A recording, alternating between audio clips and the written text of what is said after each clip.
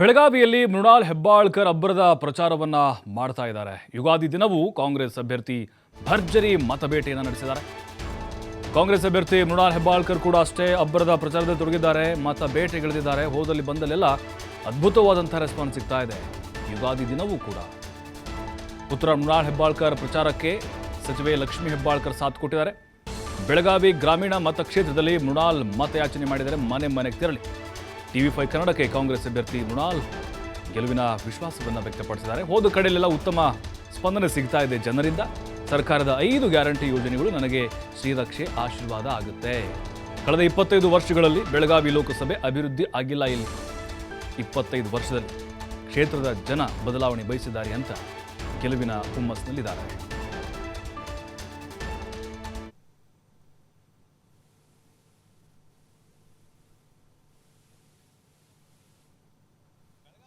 ಚುನಾವಣೆಯಲ್ಲಿ ಈಗಾಗಲೇ ಕಾಂಗ್ರೆಸ್ ಮತ್ತು ಬಿಜೆಪಿ ಮಧ್ಯೆ ನೇರ ಫೈಟ್ ನಡೆದಿರ್ತಕ್ಕಂಥದ್ದು. ಮತ್ತೊಂದು ಕಡೆ ಕಾಂಗ್ರೆಸ್ ಅಭ್ಯರ್ಥಿ ಮೃಣಾಲ್ ಹೆಬ್ಬಾಳ್ಕರ್ ಭರ್ಜರಿ ಮತಬೇಟೆಯನ್ನು ನಡೆಸ್ತಾ ಇದ್ದಾರೆ. ಮೃಣಾಲ್ ಹೆಬ್ಬಾಳ್ಕರ್ಗೆ ಹೆಗಲು ಕೊಟ್ಟು ತಾಯಿ ಲಕ್ಷ್ಮೀ ಹೆಬ್ಬಾಳ್ಕರ್ ಕೂಡ ಅಖಾಡದಲ್ಲಿಳಿದು ಮತಬೇಟೆಯನ್ನು ನಡೆಸ್ತಿರ್ತಕ್ಕಂಥದ್ದು. ಬನ್ನಿ ನಮ್ಮ ಜೊತೆ ಮಾತನಾಡೋದಕ್ಕೆ ಇವತ್ತು ಮೃಣಾಲ್ ಹೆಬ್ಬಾಳ್ಕರ್ ನಮ್ಮ ಜೊತೆ ಇದ್ದಾರೆ. ಯುಗಾದಿ ಹಬ್ಬ ಶುಭಾಶಯಗಳು ನಿಮ್ಗೆ. ಯಾವ ರೀತಿ ಬೆಳಗಾವಿ ಪಾರ್ಲಿಮೆಂಟಲ್ಲಿ ನಿಮ್ಗೆ ಚುನಾವಣೆ ಪ್ರಚಾರ ಹೆಂಗೆ ನಿಮ್ಗೆ ಜನ ಸ್ಪಂದನೆ ಸಿಗ್ತಾ ಇದೆ? ಮೊದಲನೇದಾಗಿ ತಮಗೂ ಕೂಡ ಯುಗಾದಿ ಹಬ್ಬದ ಶುಭಾಶಯಗಳು. ನೋಡ್ತಾರಂಥ ಎಲ್ಲ ವೀಕ್ಷಕರಿಗೂ ಕೂಡ ಯುಗಾದಿ ಹಬ್ಬದ ಶುಭಾಶಯಗಳು. ಎಲ್ಲ ಕಡೆ ಪ್ರಚಾರವನ್ನು ನಡೆಸ್ತಾ ಇದ್ವಿ. ಪ್ರತಿಯೊಂದು ತಾಲೂಕಿಗೆ, ಪ್ರತಿಯೊಂದು ಜಿಲ್ಲಾ ಪಂಚಾಯಿತಿ ಮಟ್ಟಕ್ಕೆ ಹೋಗಿ ಮುಟ್ತಾ ಇದ್ವಿ. ಪ್ರತಿಯೊಂದು ಕಡೆ ಕೂಡ ಬದಲಾವಣೆ ಬಯಸ್ತಾ ಇದ್ದಾರೆ ಜನ. 25 ವರ್ಷ ಆಯಿತು ನಮ್ಮಲ್ಲಿ BJP ಸಂಸದರಾಗಿ. 25 ವರ್ಷ ಆದರೂ ಕೂಡ ಆಗಬೇಕಾದಂಥ ಅಭಿವೃದ್ಧಿ ನಮ್ಮಲ್ಲಿ ಆಗಿಲ್ಲ. ಹಾಗಾಗಿ ಬಹಳ ಒಳ್ಳೆ ರೆಸ್ಪಾನ್ಸ್ ಬರ್ತಾ ಇದೆ.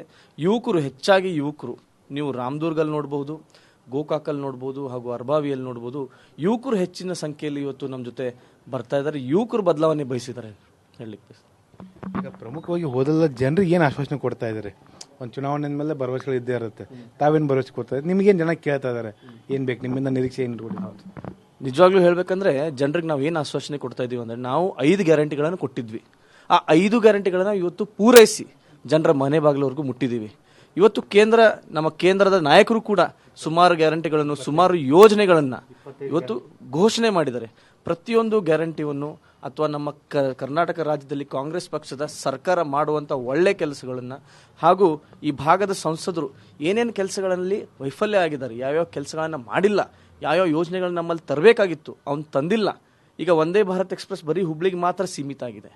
ಹೈಕೋರ್ಟ್ ನಮ್ಮಲ್ಲಿ ಬರಬೇಕಾಗಿತ್ತು, IIT ಕಾಲೇಜ್ ನಮ್ಮಲ್ಲಿ ಬರಬೇಕಾಗಿತ್ತು, ಇಂಡಸ್ಟ್ರಿಯಲ್ ಕಾರಿಡಾರ್ ನಮ್ಮಲ್ಲಿ ಆಗಬೇಕಾಗಿತ್ತು, ನಿರ್ಮಾಣವಾಗಬೇಕಾಗಿತ್ತು, ಇನ್ಫೋಸಿಸ್ ಬರಬೇಕಾಗಿತ್ತು. ಆದರೆ ಸುಮಾರು ಕೆಲಸಗಳು ನಮ್ಮಲ್ಲಿ ಆಗಿಲ್ಲ. ಬರೀ ಹೆಸರಿಗೆ ಮಾತ್ರ ಸೀಮಿತ ಆಗಿ ನಮ್ಮ ಬೆಳಗಾವಿ ಉಳಿದಿದೆ. ಇವೆಲ್ಲ ವಿಷಯಗಳನ್ನು ತೊಗೊಂಡು ಪ್ರತಿಯೊಂದು ಮನೆ ಬಾಗಿಲಿಗೆ ಹೋಗ್ತಾ ಇದ್ವಿ, ಪ್ರತಿಯೊಂದು ಗ್ರಾಮ ಪಂಚಾಯತಿ ಮಟ್ಟದಲ್ಲಿ ಹೋಗ್ತಾ ಇದ್ವಿ, ಜಿಲ್ಲಾ ಪಂಚಾಯತಿ ಮಟ್ಟದಲ್ಲಿ ಹೋಗ್ತಾ ಇದ್ವಿ. ಇವೆಲ್ಲ ಯೋಚನೆ ಮಾಡಿದ್ರೆ ಜನ ಒಂದೊಂದು ಸರಿ ಅವರನ್ನೇ ಒಂದು ಯೋಚನೆ ಮಾಡಿದಾಗ ಹೇಳ್ತಾರೆ, ಹೌದು ನಾವು ಎಲ್ಲೋ ಹೋದ ಬಾರಿ ನಾವು ತಪ್ಪು ಮಾಡಿದ್ವಿ.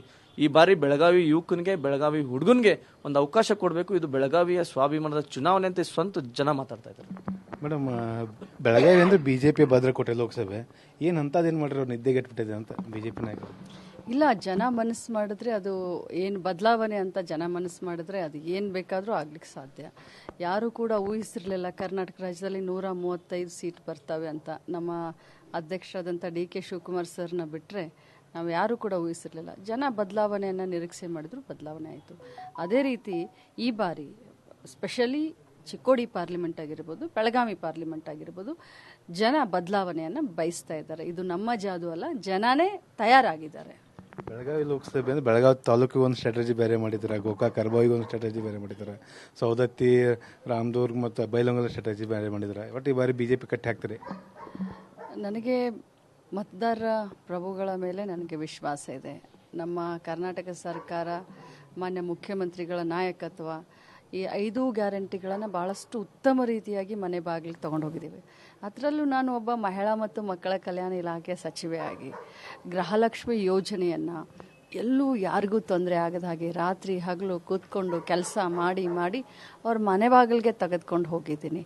ಸೊ ಇದನ್ನೆಲ್ಲ ನೋಡಿದ್ರೆ ನನಗೆ ವಿಶ್ವಾಸ ಇದೆ, BJPಯನ್ನು ಈ ಬಾರಿ 2 ಕ್ಷೇತ್ರದಲ್ಲಿ ನಾವು ಕಟ್ಟಾಕ್ತೀವಿ. ತಮ್ಮ ಬಹುತೇಕ 4 ಚುನಾವಣೆ ಮಗ ಮಾಡಿದ್ದಾನೆ. ಈಗ ಮಗನ ಚುನಾವಣೆ ತಾವು ಮಾಡ್ತಾ ಇದ್ರಿ. ಎಷ್ಟು ಅಂತರದಿಂದ ಗೆಲ್ಲಿಸ್ರಿ ಅಂತ ಅವನಿಗೆ? ನಿಜ, ಮೃಣಾಲ್ ಈಗಲ್ಲ, ಕಳೆದ 12 ವರ್ಷದಿಂದ ನನ್ನ ಪ್ರತಿಯೊಂದು ಹೆಜ್ಜೆಯಲ್ಲಿ, ಕಷ್ಟದಲ್ಲಿ ಸುಖದಲ್ಲಿ, ಸೋತಾಗ ಗೆದ್ದಾಗ ಬಹಳಷ್ಟು ಗ್ರೌಂಡ್ ಹಿಡ್ಕೊಂಡು ಕೆಲಸ ಮಾಡಿದಂಥವನು.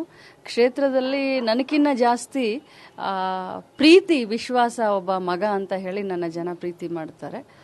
ಕಡಿಮೆ ಅಂತಂದ್ರೂ ಇವತ್ತಿನ ಪ್ರಸ್ತುತ ವಾತಾವರಣದಲ್ಲಿ 2 ಲಕ್ಷ ಲೀಡು ಭಗವಂತನ ಆಶೀರ್ವಾದ, ಅಜ್ಜನ ಆಶೀರ್ವಾದ, ಮತದಾರರ ಆಶೀರ್ವಾದ ಮೇಲೆ ನಾನು ಒಬ್ಬ ರಾಜಕೀಯ ಭವಿಷ್ಯನೂ ಹೇಳೋದಿಲ್ಲ, ಏನೂ ಇಲ್ಲ. ಅವರ ಉತ್ಸಾಹವನ್ನು ನೋಡಿ ನನಗನ್ಸುತ್ತೆ ಈ ಬಾರಿ ಕನಿಷ್ಠ 2 ಲಕ್ಷ ಅಂತರದಿಂದ ಕಾಂಗ್ರೆಸ್ ಪಕ್ಷ ಬೆಳಗಾವಿ ಲೋಕಸಭೆಯನ್ನು ಗೆಲ್ಲುತ್ತೆ ಅಂತ. ಸೊ ಇವಿಷ್ಟು ಏನಂದ್ರೆ ಸಚಿವ ಲಕ್ಷ್ಮೀ ಹೆಬ್ಬಾಳ್ಕರ್ ಹೇಳುವಂತ ಮತ್ತು ಈ ಬಾರಿ ಬೆಳಗಾವಿ ಏನಿದೆ ಇದು ಬಿಜೆಪಿ ಅಲ್ಲ, ಇದು ಕಾಂಗ್ರೆಸ್ನ ಭದ್ರಕೋಟೆ ಆಗುತ್ತೆ ಅನ್ನೋ ವಿಶ್ವಾಸ ವ್ಯಕ್ತಪಡಿಸ್ತಾ ಇದ್ದಾರೆ. ಕ್ಯಾಮ್ರಾಮನ್ ರವಿ ಜೊತೆ ಶ್ರೀಧರ್ ಕೊಟ್ಟಾರ್ಗಸ್ತಿ, TV5 ಬೆಳಗಾವಿ.